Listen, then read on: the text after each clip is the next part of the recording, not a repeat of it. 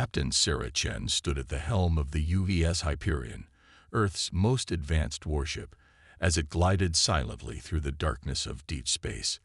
The vessel's quantum-shifted hull seemed to bend light around it, creating an ethereal effect that made it appear both there and not there simultaneously. It was beautiful, terrifying, and completely unlike anything humanity had built before. Approaching the rendezvous coordinates, Captain, announced Lieutenant Marcus Rodriguez from his navigation station. His hands danced across the holographic interface, making minute adjustments to their trajectory. Sarah nodded, her dark eyes fixed on the main view screen. This wasn't just another shakedown cruise.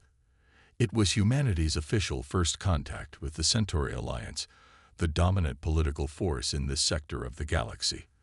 They had been watching Earth for decades, and now they had finally decided to make formal contact. "Status report," Sarah commanded, her voice steady despite the weight of the moment. "Quantum barrier matrix operating at 99.8% efficiency," reported Dr. Emily Zhang from her engineering station. "Probability drive maintaining stable reality envelope. She's running better than any of our simulations predicted." The Hyperion was a technological marvel that seemed to defy the laws of physics themselves. Its quantum barrier matrix didn't just deflect enemy fire. It altered the probability of impacts occurring in the first place. The probability drive didn't push against space-time. It rewrote local physics to make the ship's destination more likely than its current position. "Multiple vessels detected," announced Lieutenant Commander James Walker from Tactical. 3 Centauri cruisers, each roughly twice our size. Their energy signatures match known Centauri patterns. The massive alien vessels emerged from fold space, their crystalline hulls refracting starlight in complex patterns.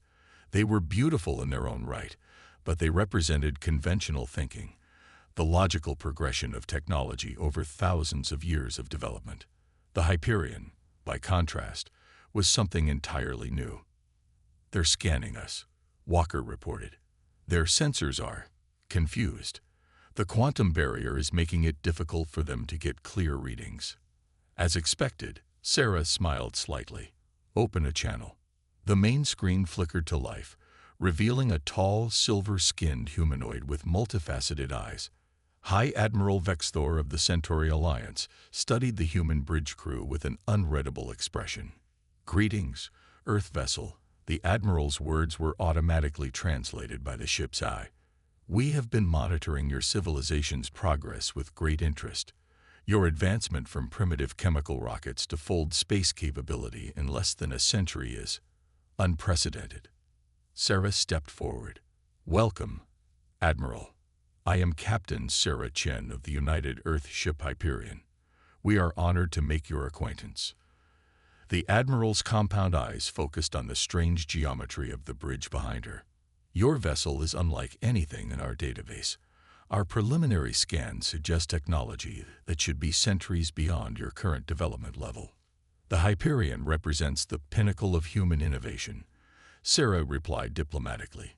"We've found that progress doesn't always follow a linear path." "Impossible," came a new voice, and another Centauri appeared on screen.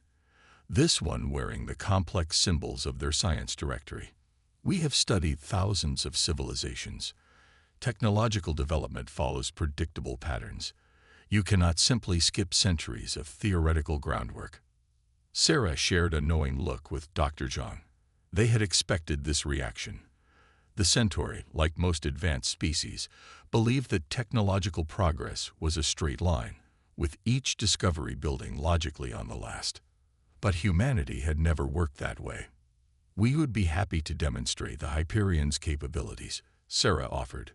"Perhaps a series of trials to verify that our technology is both real and of our own design." Admiral Vexthor's crystalline features shifted in what might have been surprise. "You would submit to combat trials against vessels with centuries more development?" "We would," Sarah confirmed. "The Hyperion may look like something from science fiction, Admiral, but I assure you, she's very real." The Admiral conferred briefly with his science officer before responding. "Very well. We will arrange a series of trials to test your vessel's capabilities. But be warned, if we detect any evidence of stolen or borrowed technology, the consequences will be severe." After the transmission ended, the bridge was silent for a moment. Then Dr. Zhang spoke up.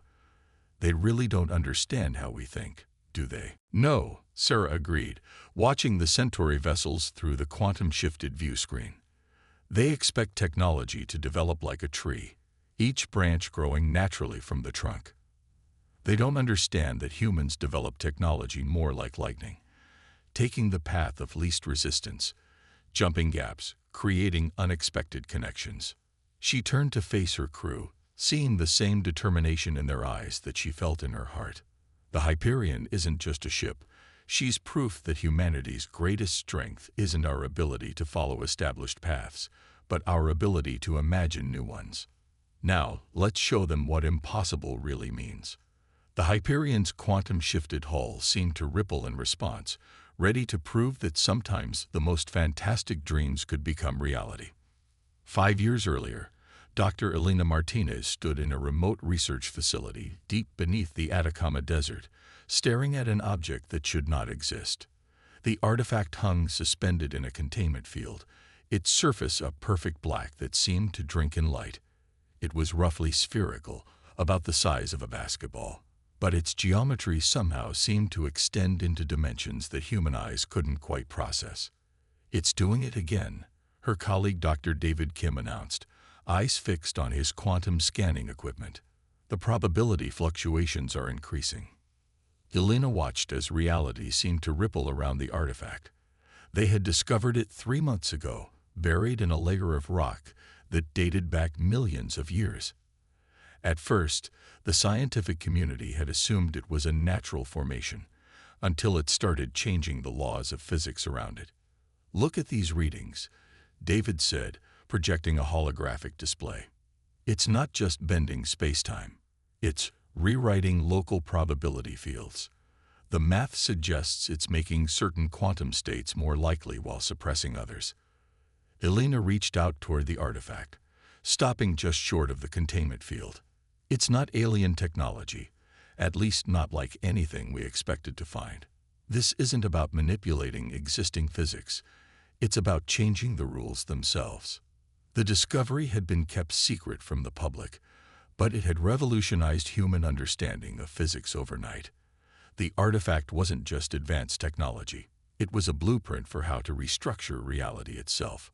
"General Williams is here," announced Dr. Sarah Chen, the same woman who would later captain the Hyperion. Back then, she had been the team's quantum mechanics specialist, trying to bridge the gap between theoretical physics and practical engineering. General Diana Williams strode into the lab, her uniform impeccable despite the desert heat above. She studied the artifact with keen eyes that missed nothing. "Give me the summary, doctors. Can we replicate it?" Elena shook her head. "Not exactly. And that's what makes this so fascinating. The artifact is teaching us, but not in a direct way. It's showing us possibilities we never imagined, but we have to figure out how to achieve them ourselves." "Explain," the general commanded. David stepped forward, pulling up another holographic display. "Traditional alien technology follows logical progression. You master atomic theory, then quantum mechanics, then unified field theory, and so on. But this," he gestured at the artifact, "this is different. It's like showing cave people a smartphone. They might not understand how it works, but just knowing it's possible would change everything about how they develop technology." "And we're the cave people?" Williams asked, raising an eyebrow. "In the best possible way," Elena said excitedly. "We're not bound by preconceptions about how technology should develop. The artifact is showing us what's possible, and we're free to find our own path to get there."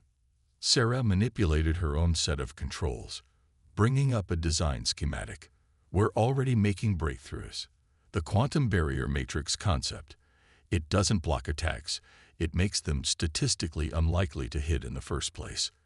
The probability drive doesn't move through space. It alters probability fields to make the ship more likely to be at its destination than its starting point. And you're certain this isn't just copying alien technology? Williams asked. Positive. Elena confirmed. The artifact isn't giving us answers. It's giving us questions we never knew to ask. Every breakthrough has been human innovation, just inspired by new possibilities. The general was silent for a long moment, studying the artifact. The Centauri Alliance has been watching us. They've noticed our sudden technological acceleration. When they make contact, they'll want answers. Let them look, David said confidently. Every advance we've made is built on human ingenuity. We didn't steal or copy anything. We saw what was possible and found our own way to achieve it. Besides, Sarah added with a slight smile, they'll be looking for logical technological progression. They won't understand how we made such dramatic leaps because they can't imagine developing technology any other way. Their advancement is like climbing a ladder, one rung at a time. Humans, we build rocket boots instead. The artifact pulsed gently in its containment field, as if agreeing with her assessment. Over the next few years, it would continue to challenge human understanding, pushing the boundaries of what they thought possible. The technologies they developed wouldn't just match alien capabilities, they would surpass them in unexpected ways. And when humanity finally revealed themselves to the galaxy, they would do so not as students of alien technology, but as innovators who had found their own path to the stars. The Hyperion would be their proof, a ship that looked impossible because it rewrote the rules of what was possible. As Elena stared at the artifact, she couldn't help but wonder if this had been its purpose all along. Not to give humanity advanced technology, but to show them that the only real limits were the ones they placed on their own imagination. The artifact's surface rippled like black water, and for a moment, Elena could have sworn she saw something in its depths, not a reflection, but a glimpse of humanity's future among the stars, a future they would reach not by following in alien footsteps, but by blazing their own trail through the impossible. The Centauri combat trials were designed to be impossible. 3 of their most advanced warships formed a perfect triangle around the Hyperion, their crystalline hulls gleaming with stored energy. Captain Sarah Chen studied the tactical display, noting how the alien vessels had positioned themselves to create overlapping fields of fire. By conventional military doctrine, there was no escape. But the Hyperion didn't follow conventional doctrine. They're transmitting the trial parameters, Lieutenant Commander Walker reported from Tactical. 3 scenarios: defensive capabilities, maneuverability, and weapons effectiveness. Each test designed to push far beyond what our technology level should be capable of handling. Perfect. Sarah smiled. Dr. Zhang, status of the quantum barrier matrix. Operating beyond specifications, Emily replied from her engineering station. The probability fields are actually becoming more stable under pressure. It's like the system is learning. The first test began without warning. All 3 Centauri vessels opened fire simultaneously, their energy weapons converging on the Hyperion's position. But where conventional shields would have struggled to absorb such power, the quantum barrier matrix took a different approach. Reality rippled around the ship. The incoming fire didn't impact against shields. Instead, probability itself shifted. Some shots passed through space where the Hyperion had been microseconds before. Others found themselves following paths that, while physically possible, were statistically unlikely. Fascinating. The Centauri science officer's voice came over the comm. Your defensive system appears to be altering localized probability fields, but the energy requirements for such manipulation should be impossible. Sarah finished for him. You're calculating based on conventional quantum mechanics. We found a different approach. The second trial began immediately. The Centauri vessels launched a complex series of maneuvers designed to trap the Earth ship in a web of gravitational distortions. It was a test of both navigation and propulsion technology, one that should have been impossible for a civilization at Earth's development level. Probability drive engaging, Marcus announced from navigation. His hands danced across the holographic controls, but he wasn't just plotting a course. He was rewriting local physics to create new possibilities. The Hyperion moved in ways that defied conventional spacetime. Rather than pushing against the gravitational distortions, it shifted through probability space, making its desired position more likely than its current one. To the Centauri observers, it appeared to blink in and out of reality, each reappearance defying their predictions. "This is unprecedented." Admiral Vexthor's voice carried a note of what might have been concern. "Your ship isn't just moving through space, it's moving through probability itself." "Humans have always excelled at finding unexpected solutions," Sarah replied. "We don't just think outside the box. We question why there needs to be a box at all." The final trial was meant to test weapons capability. The Centauri expected to see conventional energy weapons, perhaps slightly more advanced than Earth's technological level should allow. Instead, they witnessed something entirely new. "Quantum cascade initiating," Walker reported. His tactical display showed not targeting solutions, but probability matrices. Reality distortion field at maximum. The Hyperion didn't fire traditional weapons. Instead, it created a cascade of quantum probability shifts that rippled through space. Where they touched the Centauri vessel's shields, they didn't attempt to overpower them. They temporarily rewrote the quantum states that allowed the shields to exist. Alarms blared on the Centauri ships as their defensive systems encountered phenomena they had never been designed to handle. Their shields didn't fail. They simply became extremely improbable for a fraction of a second. "Enough." Admiral Vexthor's command cut through the chaos. "Stand down, all vessels." The quantum cascade dissipated, leaving the Centauri ships unharmed but their crews badly shaken. On their sensors, the Hyperion systems appeared to defy the laws of physics because they worked with different laws entirely. "Your ship," the Admiral spoke slowly, "it doesn't just use advanced technology.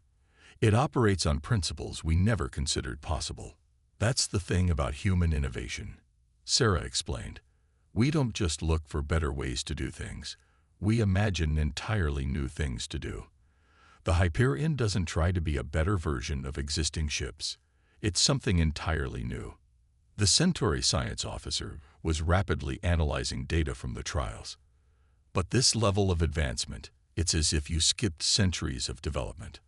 "How?" "We didn't skip anything," Sarah corrected him. "We just took a different path. While other species carefully built upon established principles, humanity dreamed of impossible things and then found ways to make them possible."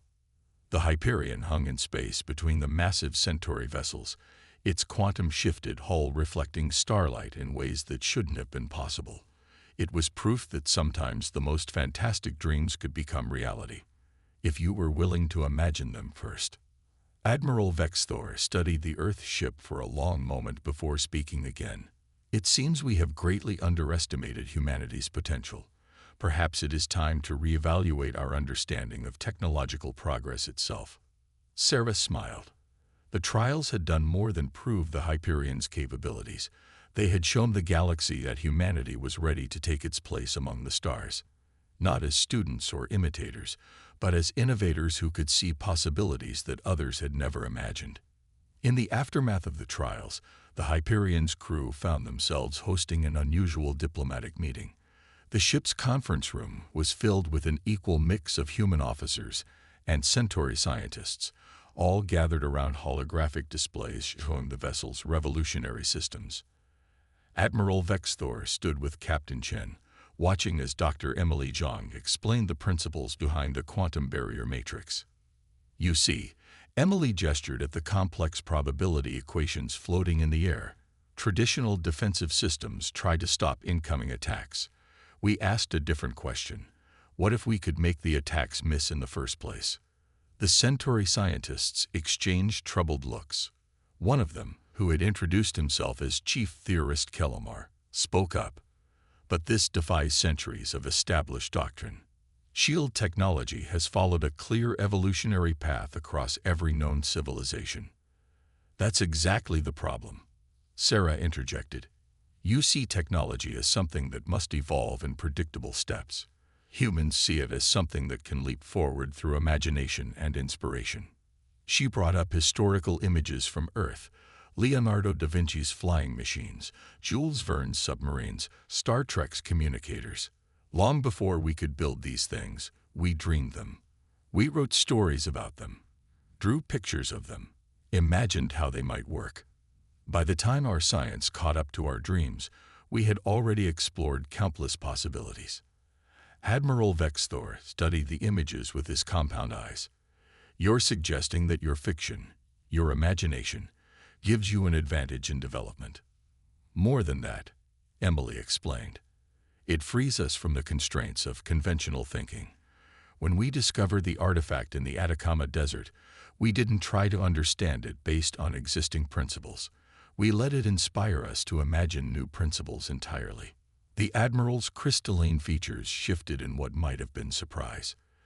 The artifact you discovered, it wasn't a repository of advanced technology. No, Sarah smiled. It was something far more valuable, proof that our wildest dreams might actually be possible. Once we knew that probability could be manipulated at the quantum level, we didn't try to replicate anyone else's approach. We imagined our own. She brought up new displays showing the Hyperion's probability drive. Look at how other species approach faster than light travel. You all developed variations on the same theme, pushing against space-time, creating tunnels through it, folding it. We asked why we needed to fight against physics at all. Why not just change the rules locally? The Centauri scientists gathered around the display, their initial skepticism giving way to fascination. The mathematics behind the probability drive weren't just advanced, they were revolutionary, approaching the problem of space travel from an entirely new angle. Your ship, Kelmar spoke slowly, it doesn't just use different technology. It operates on different principles entirely. You're not advancing along the expected path, you're creating new paths. That's humanity's greatest strength, Emily agreed. We don't just solve problems, we reimagine them. When we hit a wall, we don't just look for ways over it or through it. We ask why the wall needs to be there at all. The discussion continued for hours, with humans and Centauri sharing their different approaches to technological development. The aliens began to understand that humanity's rapid advancement wasn't due to stolen technology or outside help. It was the result of a fundamentally different way of thinking. Your entertainment media, Admiral Vexthor observed, watching clips from various science fiction shows and movies, they're not just stories. They're technological thought experiments. Exactly, Sarah nodded. While other species were carefully planning each step of their development, we were imagining 1,000 possible futures. When we finally had the chance to build those futures, we had already explored countless possibilities in our minds. She brought up an image of the Hyperion as seen from outside, its quantum-shifted hull bending light in ways that seemed impossible. This ship looks like science fiction because that's exactly what it was, until we made it science fact. We didn't follow the established path to this technology. We dreamed it first, and then found our own way to make it real. The Admiral was quiet for a long moment, his compound eyes reflecting the holographic displays. We have much to learn from each other, he finally said. Your approach to technology is chaotic, unpredictable, even dangerous by our standards. But its results cannot be denied. That's the beauty of human innovation, Emily smiled. We don't just push boundaries, we redraw them entirely. The Hyperion isn't just a ship. It's proof that sometimes the most fantastic dreams can become reality if you're willing to imagine them first.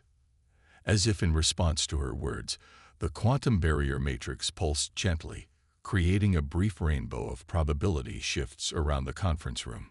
The Centauri scientists instinctively stepped back, but the humans just smiled.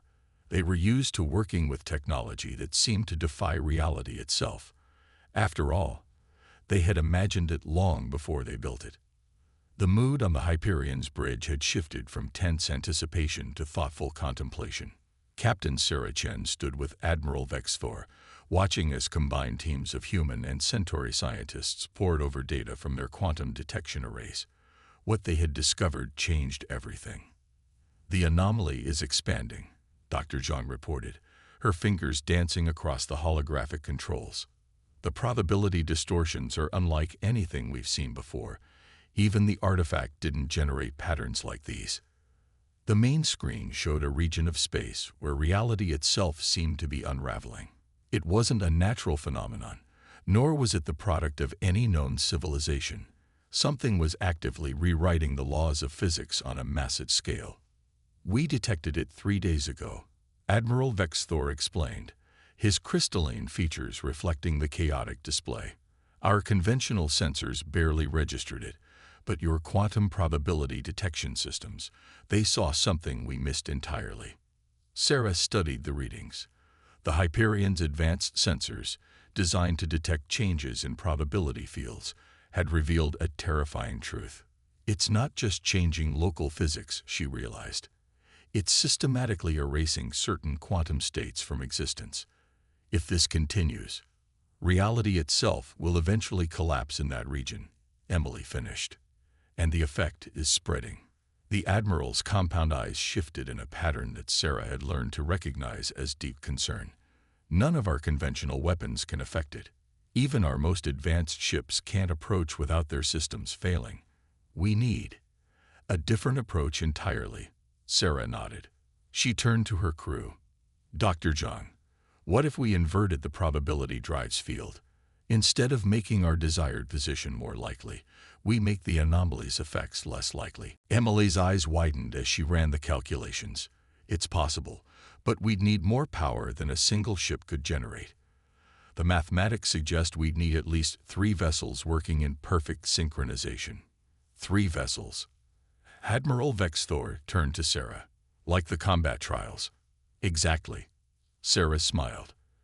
"But this time, we work together. Your ships provide the power and stability, while the Hyperion generates the probability field. We don't try to fight the anomaly. We make its existence improbable." The next few hours were a flurry of activity as human and Centauri engineers worked to modify the alien vessel's power systems to interface with the Hyperion's quantum technology. It was a perfect fusion of both approaches to technology. Centauri precision and reliability combined with human imagination and innovation. "Field synchronization complete," Emily announced as the 3 Centauri ships took up positions around the Hyperion. "Probability drive inverting. Now." Reality rippled around the combined fleet as the Hyperion's systems began to rewrite local physics. The anomaly's chaotic patterns met an equally impossible force, one that didn't try to overpower it, but simply made its continued existence increasingly unlikely. "It's working," Emily reported, her voice filled with wonder. "The anomaly's probability field is collapsing in on itself. We're not destroying it. We're convincing reality that it shouldn't exist in the first place."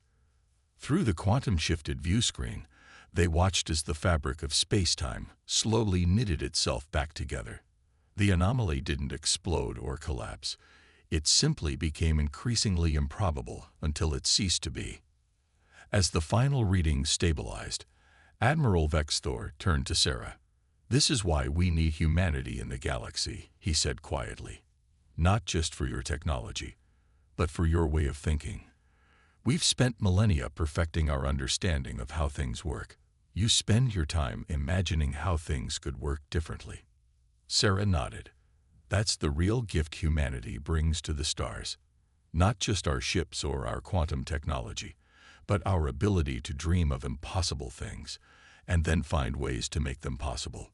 The Admiral's crystalline features shifted in what Sarah now recognized as a smile. "The Stellar Confederation will be very interested in establishing formal relations with Earth. Your probability technology, combined with our established sciences, the possibilities are endless." "That's another human trait," Sarah grinned. "We love possibilities." As the combined fleet prepared to return to normal space, Sarah watched the stars through the Hyperion's quantum-shifted hull. Humanity had proven itself not by following in alien footsteps, but by blazing their own trail through the impossible. The ship that looked like science fiction had shown the galaxy that sometimes the most fantastic dreams could become reality. And now, as humans and aliens worked together, those dreams would take them all further than either could have gone alone. The future was no longer about following established paths. It was about imagining new ones. The Hyperion's quantum barrier matrix pulsed gently, as if in agreement. In the end, humanity's greatest contribution to the galaxy wasn't their technology or their ships. It was their unshakable belief that anything was possible, if you were willing to imagine it first.